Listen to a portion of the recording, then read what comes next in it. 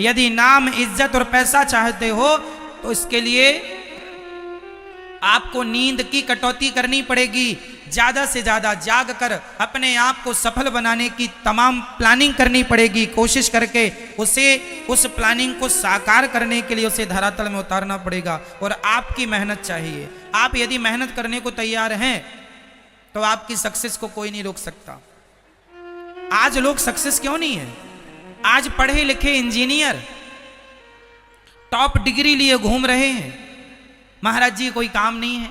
अरे भाई ये बताओ तुम्हें काम करना ही क्यों है? नौकरी, महाराज जी नौकरी नहीं मिल रही, तुम्हें नौकरी क्यों करना है ये बताओ ना। तुम इतने पढ़े लिखे हो, लाखों रुपए पढ़ाई में तुमने लगाया, तुम बड़ी बुद्धि वाले हो, तुम्हारी बुद्धि सबसे तेज चलती है, तो नौकरी लेकर क्या करोगे? अरे नौकरी लेने वाले नहीं, अब तो नौकरी देने वाला बनना है। सबको नौकरियां दीजिए। सक्सेस कैसे मिलेगी आपको? उसके लिए आपको अपने दिमाग की भी एक्सरसाइज करनी पड़ेगी, ये लगाना पड़ेगा। बैठे बैठे देखो रोटियां तो नौकरी करने वालों को मिल ही जाती हैं। जंगल का शेर और सर्कस के शेर दोनों में जरा सा ही अंतर है। सर्कस के शेर को बिना मेहनत की रोटियां मिल जाती हैं क्योंकि समय पे मालिक आता है, टुकड़े देकर चला जाता है। यह सर्कस का शेर है। पर जंगल के शेर को अपने भोजन की व्यवस्था के लिए दौड़ना पड़ता है, पसीना बहाना पड़ता है। यदि आप पसीना बहाने को तैयार हैं तो आप सक्सेस होके रहेंगे, नहीं तो फिर टुकड़ों से तो गुजारा हो ही रहा है सर्कस के शेर की तरह। फिर तो नौकरी कहीं ना कहीं मिल ही जाएगी, 10,000, 20,000, 25,000 की। क्यों? तो जंगल का शेर बनना पसंद करोगे कि सर्कस का? बोलो मेरे भाई, कौन सा? जंगल का। तो जंगल का शेर बनने के लिए क्या चाहिए? मेहनत चाहिए, पसीना चाहिए। कितना पसीना बहा सकते हो बताओ? आप में से गर्मी किस किस को लगती है? हाथ उठाओ, गर्मी किस किस को लगती है? उठाओ। गर्मी लगती है? ये बूढ़ी मैया अब तो हाथ ना उठाओ। अब तो गर्मी लगती है बुढ़ापे में। हम तो नौजवान भाइयों से कह रहे हैं, यदि तुम्हें गर्मी लगती है तो फिर तुम सक्सेस नहीं हो पाओगे। जवानी में 20 साल से लेकर 30 साल के छोरे को गर्मी लगे ना सर्दी, ना गर्मी गर्मी सी लगे, ना सर्दी सर्दी सी लगे, ना बारिश बारिश सी लगे, फिर देखो आप चांद और तारों की तरह ना चमकें तो कह देना मैंने अपने जीवन में कब गर्मी आई कब चली गई, कब सर्दी आई कब चली गई, कब बारिश आई कब चली गई, मुझे पता ही नहीं चलता कौन सा मौसम आ गया। मुझे तो ये पता रहता है कि आज कथा का तीसरा दिन है कि कथा का चौथा दिन है। ये पता है कि आज कथा का तीसरा दिन है। मुझे ये भी नहीं पता कि आज तारीख क्या है। मुझे ये भी नहीं पता कि आज दिन गुरुवार है कि मंगलवार है। मुझे ये पता है कि आज कथा का तीसरा दिन है, बस।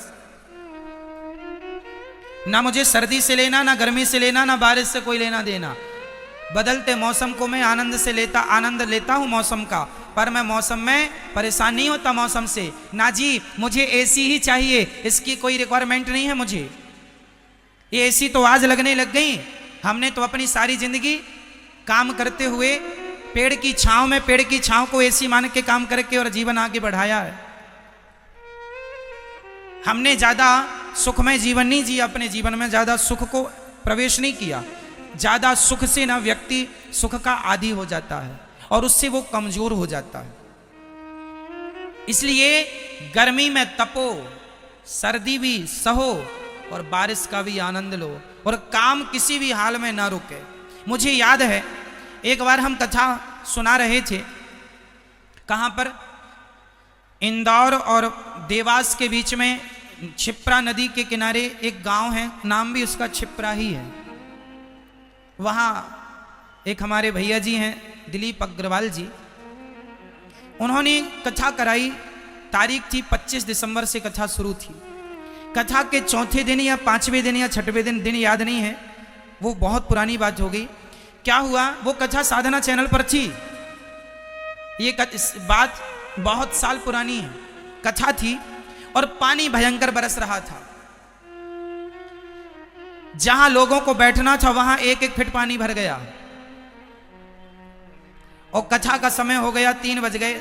जो भी कथा का समय था, कथा तब आपको मुझे याद है छाता लगा के हमने कथा की थी और लोगों ने उस पानी एक एक फीट पानी में श्रोतागण खड़े होके कथा सुने थे। वो दिन मुझे याद है।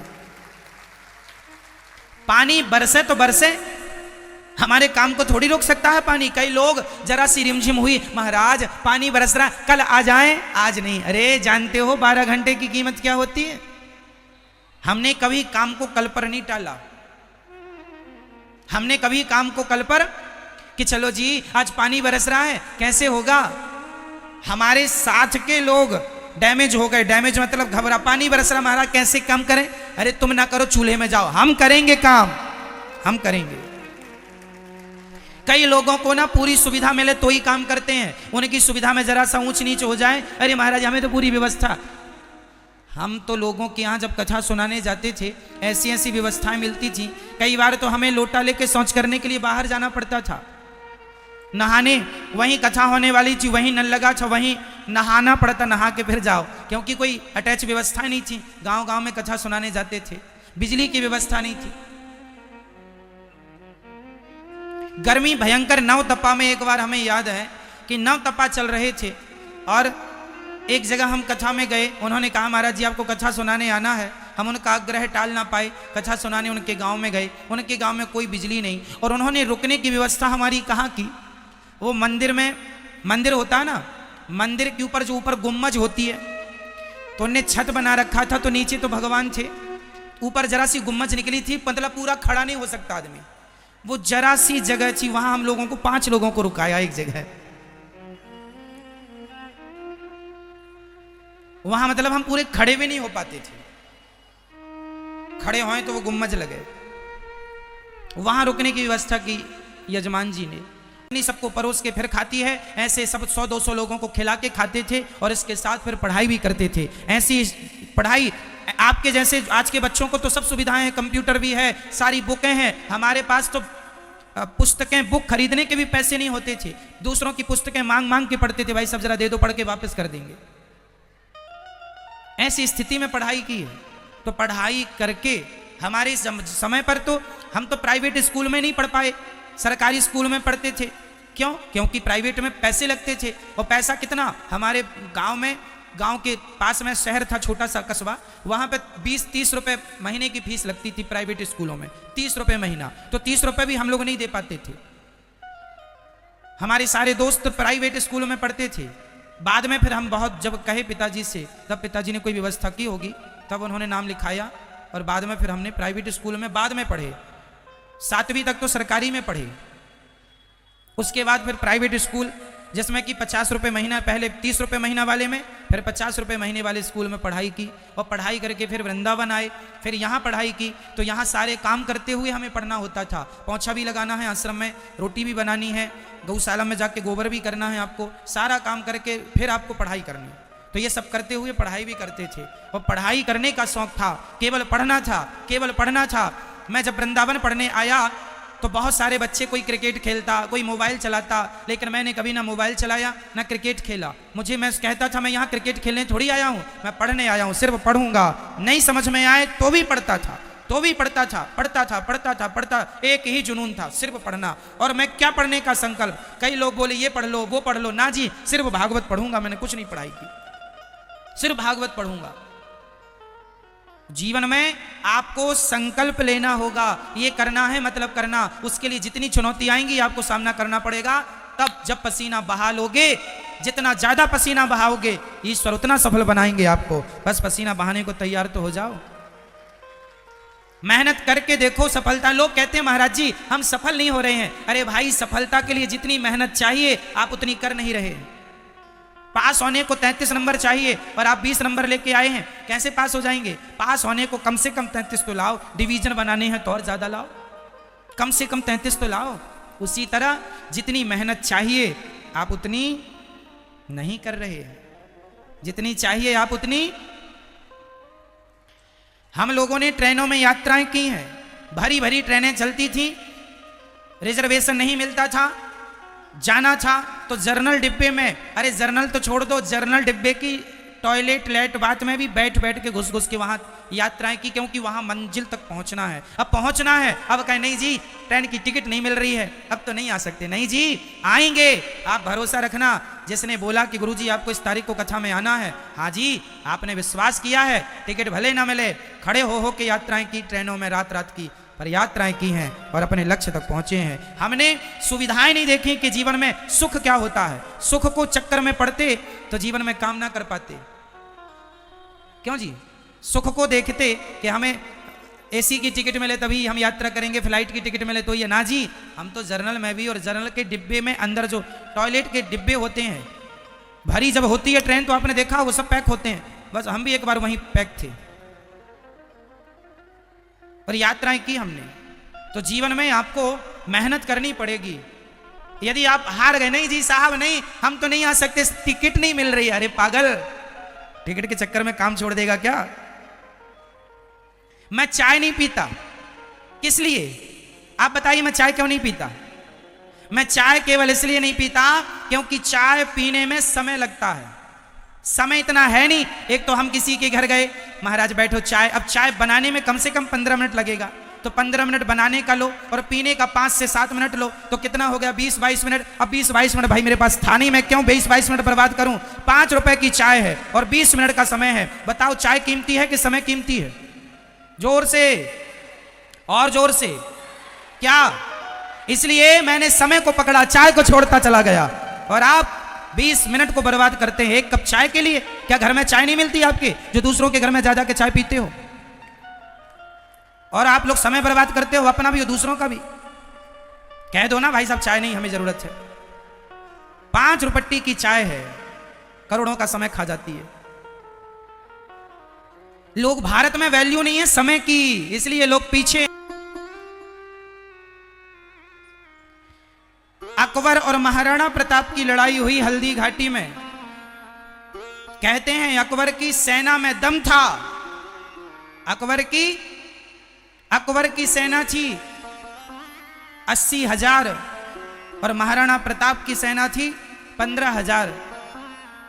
कहते हैं अकबर की सेना में दम था, तो सुन लो, यदि अकबर की सेना में दम था तो महाराणा प्रताप के सीने में दम था। युद्ध सेना से नहीं, सीने से जीते जाते हैं, यहां से जीते जाते हैं। महाराणा प्रताप कभी हारे नहीं और महाराणा प्रताप से वो दुष्ट राजा कभी जीते नहीं। आपकी सेना कितनी भी हो, क्या फर्क पड़ता है? आपका सीना कितना बड़ा। सीना मतलब आपका दिल, सीना मतलब आपका दिल। दिल कितना बड़ा है। औरंगजेब की सेना 1 मिलियन 10 लाख लोग थे उसकी सेना में, औरंगजेब की सेना। और तब गुरु गोविंद देव जी, गुरु गोविंद सिंह जी, उनकी सेना में सिर्फ 40 लोग थे। कितने लोग थे? ये इतिहास बोल रहा हूं, मिथ्या नहीं कह रहा, इन पर पिक्चर बन चुकी हैं। गुरु गोविंद देव जी की सेना में कितने लोग थे? 40 लोग थे ओनली। और औरंगजेब की सेना थी 10 लाख लोग थे। 10 लाख लोगों से 40 लोगों को लड़ना था।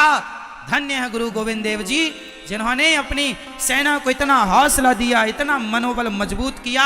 तुम्हारे सीने में दम है, भारतीय हो, मरना है इस मिट्टी के लिए, जीना है इस मिट्टी के लिए। आओ, भाग के क्या मरना, लड़के मरते हैं। अब लड़ गए साहब, तहस नहस कर दिया। 40 लोगों ने 10 लाख लोगों की बटालियन को वहां से युद्ध में छिन्न भिन्न करके, और अंत में भागना पड़ा उन लोगों को और विजय हुई इनकी। कुछ लोग मारे गए माना कि, पर उनको वहां से रवाना कर दिया। औरंगजेब की सेना को पछाड़ दिया था। इसलिए मेरी माँ कभी ये ना कहा करो, नौजवान दोस्तों, आप कभी ये ना सोचा करो कि ये काम आप नहीं कर सकते। Nothing is impossible, everything is possible. इस सृष्टि में, संसार में ऐसा कोई काम नहीं है जो मेरे नौजवान दोस्त भाई बहन ना कर सकें। सारे काम आपके लिए ही हैं। आपको उन कामों को करना है और अपने देश को आगे बढ़ाना। कोई काम नहीं है ऐसा जो मेरे देश का नौजवान भाई ना कर सके। सब कर सकते हो आप लोग। कल्पना चावला अंतरिक्ष में पांव रख सकती है, अर्थात अंतरिक्ष में पहुंच जाती है, तो आप क्यों नहीं कर सकते? सब कर सकते हैं। करने का क्या होना चाहिए? बोल के बताओ। क्या? जुनून। क्या होना चाहिए? जुनून होना चाहिए। कर गुजरने का करेंगे, हम जिएंगे और मरेंगे ऐ वतन तेरे लिए। दिल दिया है, जान भी देंगे ऐ वतन। आप में से कितने लोग भारत माता की सेवा करना चाहते हैं? हाथ उठा के बताओ। आप लोग भारत माता की सेवा करना चाहते हैं? यदि देश की सेवा करना चाहते हो सच्चे मन से, तो आप खूब पैसा कमाइए, और आप जब धन से बड़े बनेंगे, आपकी आर्थिक स्थिति अच्छी होगी, तो मेरा देश भी आर्थिक रूप से मजबूत हो जाएगा। आपकी सफलता में ही देश की सफलता है। हाँ या ना? हाँ या ना? भाई आप पैसे वाले होंगे तब तो देश को आप टैक्स देंगे, और जब सरकार को टैक्स देंगे तो सरकार भी मजबूत होगी। तो पति की सेवा करना नारी का परम धर्म है। नारी का धर्म क्या है? पति की सेवा। पति कैसा भी हो, अंधा हो, लंगड़ा हो, बहरा हो, काना हो, नारी का धर्म है कि अपने पति की सेवा करे। कैसे पति की सेवा करें महाराज जी? कैसा भी हो। आपका पति बहुत अच्छा है कि बुरा है ना? अच्छे हैं। किसी के पति बुरे भी हैं, तो कोई बात नहीं, बुरा है, तुमने शादी के पहले छानबीन कर लेनी थी। अब जैसा है सो तुम्हारा है, अब करो सेवा। शादी के पहले देख लो कि कैसा है, शराबी तो नहीं है, गंजेड़ी तो नहीं है, जुआड़ी तो नहीं है, चरित्र का खोटा तो नहीं है। सब शादी के पहले परीक्षण कर लो, निरीक्षण कर लो। शादी के बाद तो भगवान मानकर सेवा करो, अब कैसा भी है बस। पत्नी आपकी बहुत अच्छी है, कई लोगों की पत्नियां बहुत बुरी हैं। एक गांव में हमने सुना कि वहां की लगभग पत्नियां अपने पतियों को पीटती रहती हैं।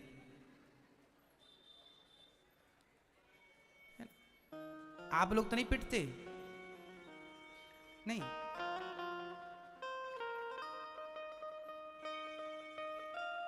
तो कई बार पत्नियां पीटती भी हैं पति को। तो तुम्हारी पत्नी यदि तुम्हें मारती है और बड़ी दुष्ट है पत्नी, तो तुम भैया देखो पहले ही देख लेते, शादी के पहले देख लेते अच्छे से। अब नहीं देख रहे हो ना, अब निभाओ। गलती की ना, देखी नहीं अच्छे से, अब निभाओ। अब मत कहो कि हमारा पति शराबी है, अब मत कहो कि हमारी पत्नी दुष्ट है। जैसी है शादी के पहले क्यों नहीं ठोक बजा के देखी अच्छे से? क्यों नहीं उसका पूरा निरीक्षण परीक्षण किया? पहले के जमाने में लड़की देखने कौन जाता था? नाऊ और पंडित जाते थे। पंडित जी और नाई, राजा महाराजाओं के जमाने में लड़का और लड़की दोनों देखने वही जाते थे। पूरा देखते थे, कहाँ आ रही है, किससे उठना है, किससे बैठना है, क्या बातें हैं, क्या खाते पीते हैं, कैसे विचार हैं। लड़का लड़की शादी के पहले एक दूसरे के विचार को मैच कर लो। यदि विचार मिल रहे हैं तो शादी कर लो, विचार नहीं मिल रहे हैं तो शादी करने की जरूरत नहीं है। उस लड़की से विवाह करना चाहिए जिसके विचार आपके विचार से मैच करते हो। आप चाय पीते हैं और आपकी पत्नी चाय नहीं पीती, कॉफी पीती है, तो विचार मैच नहीं करेंगे, लड़ाई होगी। पत्नी कहेगी आज कॉफी ही पी लीजिए, पति बोला नहीं कॉफी नहीं, चाय बना, नहीं मैं तो कॉफी बना के बैठी हूं, मैं तो कॉफी पीती हूं। लो, दोनों में भेदभाव होगा, दोनों में झगड़ा होगा, क्योंकि विचार मैच नहीं करते। पति सब्जी खाता है, पत्नी दाल खाती है, अब विचार मैच नहीं कर रहे हैं। या फिर दोनों में से एक उसके हिसाब का बन जाए तो झगड़ा नहीं होगा। यदि विचार नहीं मिल रहे हैं तो झगड़ा होगा, विवाद होगा। इसलिए शादी के पहले लड़की को, लड़कों को देख लो। लड़की के माँ बाप लड़कों को अच्छे से देख लिया करो। शराबी तो नहीं है, लड़की की जिंदगी बर्बाद हो जाती है शराबी पति मिल जाता है तो। रोती हैं बेटियां कि शराबी मिल गया, बहुत कष्ट देता है शराबी, कोई सुख नहीं है किसी भी प्रकार का। इसलिए शादी के पहले खूब अच्छे से देखो, शराब तो नहीं पीता, गलत संगत में तो नहीं है, सेल्फ है, काम धाम करता है, उससे विवाह करो।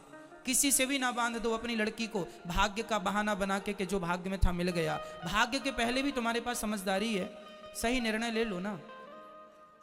जो मिलना है वो तो मिलना ही है, पर फिर भी हम कर्म तो अच्छे से अच्छा ही करते हैं।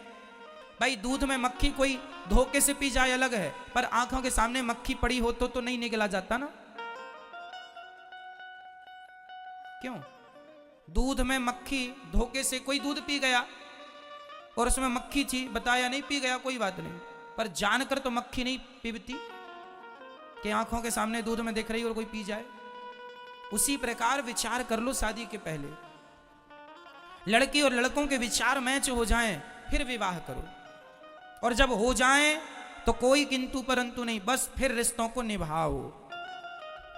फिर कोई ऑप्शन नहीं है कि छोड़ दें, कि ये कर लें, कि ना जी, केवल निभाओ।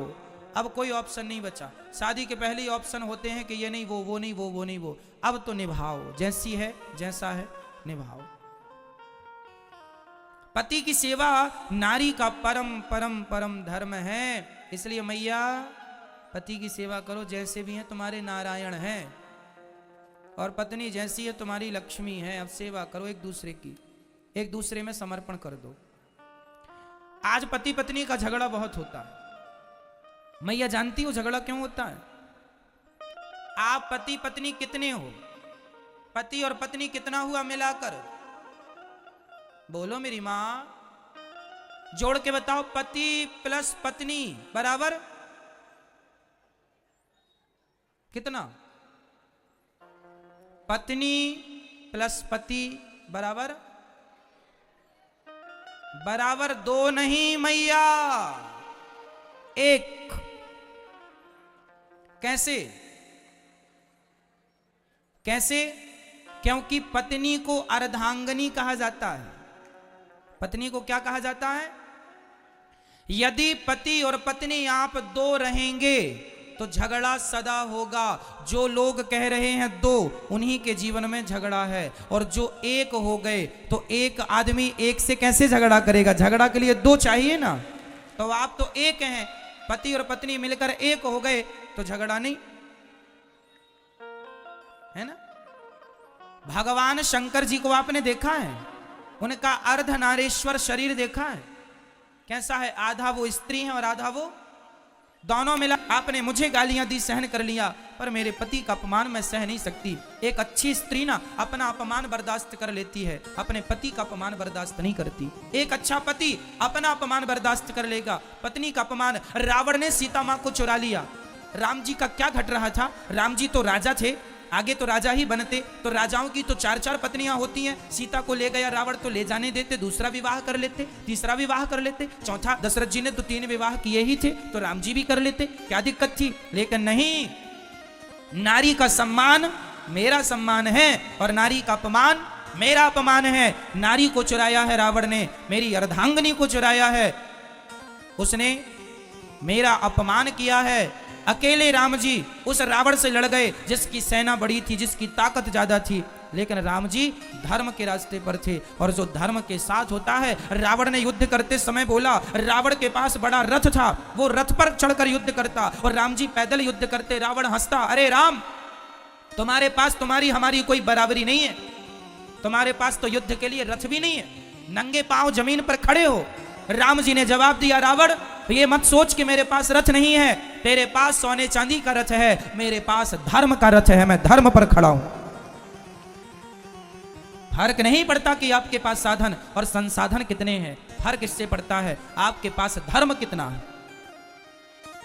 धर्मो रक्षति रक्षितः, जो धर्म की रक्षा करता है धर्म उसकी रक्षा करता है। इसलिए पति का धर्म है। लोग कहते हैं प्रेम की निशानी ताजमहल है, ना जी, प्रेम की निशानी ताजमहल नहीं, प्रेम की निशानी राम सेतु है, जो राम जी ने माता सीता के लिए बिना खंभों का सेतु बना दिया। यदि प्रेम की निशानी ताजमहल है तो ताजमहल बनाने वाले ने दूसरी तीसरी चौथी पांचवी छठी सातवीं शादी क्यों की? राम जी ने तो सीता के सिवा दूसरे से विवाह नहीं किया। इसलिए प्रेम की निशानी क्या? जोर से, राम सेतु। भगवान राम ने माता सीता के लिए बनवाया। तो पति का अपमान भी नहीं देखना है और पत्नी का अपमान भी नहीं देखना, यह सच्ची गृहस्थी है। तुम एक हो, अपमान नहीं करो एक दूसरे का, और कोई करे तो उसको चुप करो, ज्यादा बात करे चुप ना हो, ऐसे लोगों को मुंह ना लगाओ, वहां से चल पड़ो, तुम्हारा बाप भी क्यों ना हो। माता सती जलकर भस्म हो गई, पर अपने पति के द्वारा, अपने पिता के द्वारा अपने पति का अपमान बर्दाश्त नहीं किया। और आजकल की बहुत सारी स्त्रियां ऐसी होती हैं जो अपने छोटे से झगड़ा हुआ पति से और तुरंत भागकर मायके चली गई। और मायके गई तो वहां पे उनके पापा ने, उनकी माता जी ने, अरे बेटी तुम हमारे लिए बोझ थोड़ी हो, तुम मायके ही रहना, ससुराल जाने की जरूरत नहीं है, दामाद जी को हम बताएंगी हमारी बेटी को प्रसन्न नहीं रखा। अब दामाद जी का फोन आया, सासू माँ वो भेज दीजिए हमारी पत्नी को। नहीं दामाद जी, अच्छा नहीं किया आपने हमारी बेटी के साथ, नहीं भेजेंगे। लड़की बोली, माँ अब देखो सुधर गए हैं, पति का फोन आया, हमें जाने। ना बेटी ऐसे नहीं, तो हमारे हिसाब से चल, तेरा पति नाक रगड़ता आएगा तब जाना। तो तुम कैसी कलयुगी पत्नी हो, अपने पति का इतना बड़ा अपमान कि तुम्हारा पति सॉरी बोल रहा है उससे तुम्हारा पेट नहीं भरा। रही गलती सबसे होती है, छोटी छोटी बातों में छोड़कर ना चली जाया करो। और तुम कहती हो मेरा पति नाक रगड़ने आए, तो तुम अपने पति को नाक रगड़वाना चाहती हो, यही तुम्हारा पातिव्रत है। ऐसी स्त्रियां पतिव्रता नहीं उल्टा कहलाती हैं, जो अपने पति को ये कहती हैं कि नाक रगड़ता आए तब जाऊंगी।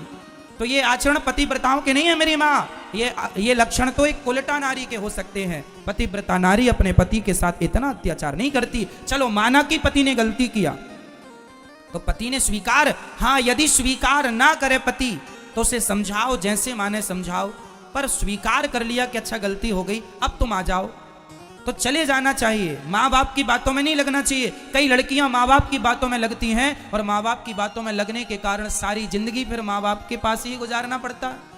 फिर पति से दूरी होते होते और दूरी हो जाती है, और फिर लड़की माँ बाप के घर रहती है। माँ बाप जब तक जिंदा है तब तक ठीक है, और माँ बाप मरे फिर भौजाई ताने मारेगी, हाँ हाँ कल मुही अपने पति की तो हो ना सकी, यहाँ रोटियां तोड़ रही है, ताने मारेगी भौजाई, फिर सहन कर लोगी।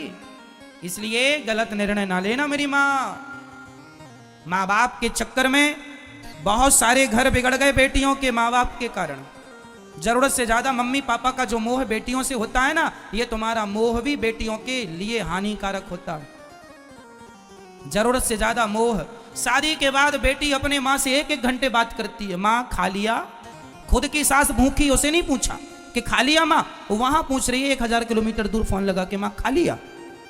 खुद की था आरोप कोई नारी पर, आपकी पत्नी पर लगाए, उस समय आपको अपने पत्नी का पक्ष लेना चाहिए, यही धर्म है। उस समय आपको अपने पत्नी का पक्ष लेना होगा, धर्म है ये। नारी अर्धांगिनी है, आपसे विवाह किया है, इसलिए उसका पक्ष आप लीजिए। कोई ना ले पर पति तो पक्ष ले भैया, और समझाओ अपनी पत्नी को कि माँ की भी सेवा करना है। हमें देखो स्त्री से ज्यादा, अच्छा बताओ, स्त्री के ऊपर ज्यादा जिम्मेदारी होती है या पुरुष के ऊपर? बोलो, जोर से बोलो, आप बताओ किसके ऊपर? जोर से बोलो। स्त्री के ऊपर ज्यादा जिम्मेदारी होती है या पुरुष के ऊपर? जोर से बोलो। आप लोग तो बूढ़े हैं, गृहस्थ में हैं, अनुभव बताइए ना अपना। हम तो आपके सामने बच्चे हैं, हमें थोड़ी पता कुछ ज्यादा। बताओ बताओ, जिम्मेदारी सबसे ज्यादा किसके ऊपर है? आप लोग बोलिए, किसके ऊपर? किसके? गलत जवाब है आपका। सबसे ज्यादा जिम्मेदारी स्त्री के ऊपर नहीं होती, क्लियर कर दूं। सबसे ज्यादा जिम्मेदारी पुरुष के ऊपर होती है। मैं आपको सिद्ध भी करके बताऊंगा, प्रूव कर रहा हूं, सुनो। ये गृहस्थी की पीएचडी करा रहा हूं आपको, रिश्तों की पीएचडी करा रहा हूं आपको। ये कोई बातें नहीं है, सारे जीवन का अनुभव बोल रहा हूं आपको। ये भी शिक्षा है, सुनो। स्त्री के ऊपर ज्यादा जिम्मेदारी इसलिए नहीं है, स्त्री की जिम्मेदारी सिर्फ इतनी है कि वो अपने पति को, अपने सास ससुर को सेवा से प्रसन्न रखे।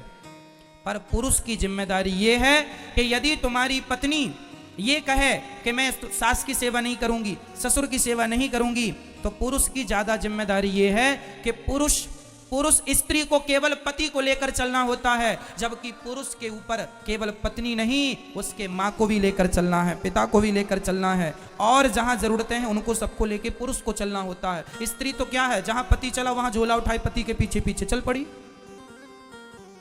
स्त्री तो पीछे कहीं भी चल पड़ेगी, तुम कहीं भी चले जाओ पीछे पीछे चलेगी, पर निर्णय तो पुरुष को लेना है कि जाना कहां है। स्त्री की जिम्मेदारी सिर्फ पति है, पर पुरुष की जिम्मेदारी उसकी माता भी है। उसके जो पुरुष केवल अपनी पत्नी को लेकर चलते हैं, अपनी मां को छोड़ देते हैं, अपने बाप को छोड़ देते हैं, ये पुरुष पुरुष नहीं है। अब इनके लिए हम क्या कहें, हम कुछ ना कहें, आप समझो। इसलिए पुरुष की जिम्मेदारी है तुम्हारी पत्नी को भी समझाओ कि तुम्हें माँ बाप की, सास ससुर की सेवा करनी है, और तुम भी अपने माँ बाप की। एक अच्छा परिवार, एक सफल गृहस्थी वही है जिस गृहस्थी में उसकी माँ, मेरी माँ प्रसन्न है, मेरे सेवा से मेरे पिता प्रसन्न है, और मेरी पत्नी और मेरे बच्चे भी प्रसन्न है। तो सच्ची गृहस्थी यही है। यदि आपने केवल पत्नी को प्रसन्न रखा और अपनी माँ को सताया, ये गृहस्थी नहीं है। क्यों जी, बताइए, यही गृहस्थी की परिभाषा है क्या कि तुम अपनी पत्नी की बस सेवा करो, गुलामी करो, और मां तुम्हारी रोती रहे, अकेले बुढ़ापे में बना बना के खाती रहे? क्या ये समझदारी है? क्या ये गृहस्थी है? ना जी। सच्ची सदगृहस्थी है पुरुष को सबको लेकर चलना। तुम्हारी पत्नी कहने लग जाए कि मैं तुम्हारी मां की सेवा नहीं करूं, समझाओ प्यार से, जैसे माने वैसे, कि सेवा तो करना है। हमारी मां कहां जाएगी, है ना, कहां जाएगी मां? यदि पत्नी कहने लगे पति से कि ये एक तरफ मैं खड़ी हूं, एक तरफ तुम्हारी मां है, मुझे चुन लो या मां को चुन लो, बताओ किसे चुनोगे? किसे चुनोगे? किसे? यहां तो आपका निर्णय यह होना चाहिए, यहां मां को चुनेंगे, मां बाप को चुनेंगे। पत्नी जिद करने लग जाए कि मैं तुम्हारी मां की सेवा नहीं करूंगी, तो फिर यहां फिर पत्नी का ये जिद करना ही गलत। फिर यहां पति अपनी मां को चुने, वो समझदारी है। पत्नी को चुन लेगा तो मां, बुढ़ापा मां का बिगड़ जाएगा, तुम्हारा लोक परलोक सब बिगड़ जाएगा। पत्नी को छोड़कर मां की सेवा करोगे तो लोक परलोक बन जाएगा, पर मां को छोड़कर पत्नी के तलवे चाटोगे तो लोक परलोक दोनों बिगड़ जाएगा।